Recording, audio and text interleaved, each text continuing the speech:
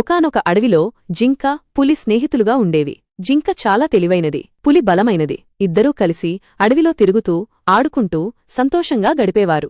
ఒకరోజు అడవిలో కరువు వచ్చింది. చెట్లు ఎండిపోయాయి. నీటి కొరత ఏర్పడింది. జంతువులన్నీ ఆహారం కోసం, నీటికోసం చాలా ఇబ్బంది పడ్డాయి. జింక, పులి కూడా ఆకలితో అలమటించాయి. జింక తన తెలివితో ఒక ఉపాయం ఆలోచించింది. మనమిద్దరం కలిసి వేరే అడవికి వెళదాం. అక్కడ ఆహారం, నీరు దొరుకుతాయి అని పులికి చెప్పింది. పులి కూడా దానికి అంగీకరించింది. ఇద్దరూ కలిసి బయల్దేరారు. చాలా దూరం నడిచిన తర్వాత ఒక పచ్చని అడవిని చేరుకున్నారు. అక్కడ పండ్లు, నీరు సమృద్ధిగా ఉన్నాయి. జింక, పులి సంతోషంగా తిని నీరు తాగి సేదతీరాయి. కాని ఆ అడవిలో ఒక ప్రమాదకరమైన సింహం ఉండేది. అది జింకను, పులిని చూసి వాటిని తినాలని అనుకుంది. సింహం మెల్లగా వాటి దగ్గరికి వచ్చి దాడి చేయడానికి ప్రయత్నించింది. జింక తన తెలివితో ఒక ఉపాయం ఆలోచించింది. అది పులితో, మనం ఇద్దరం కలిసి సింహాన్ని ఎదుర్కోవాలి. నువ్వు నీ బలాన్ని ఉపయోగించు, నేను నా తెలివితో సహాయం చేస్తాను అని చెప్పింది.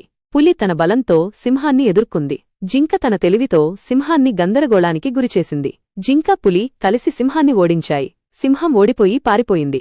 జింక, పులి తమ స్నేహంతో, తెలివితో, బలంతో కష్టాలను ఎదుర్కొని విజయం సాధించాయి. అప్పటినుండి అవి ఎప్పటికీ స్నేహితులుగా సంతోషంగా జీవించాయి.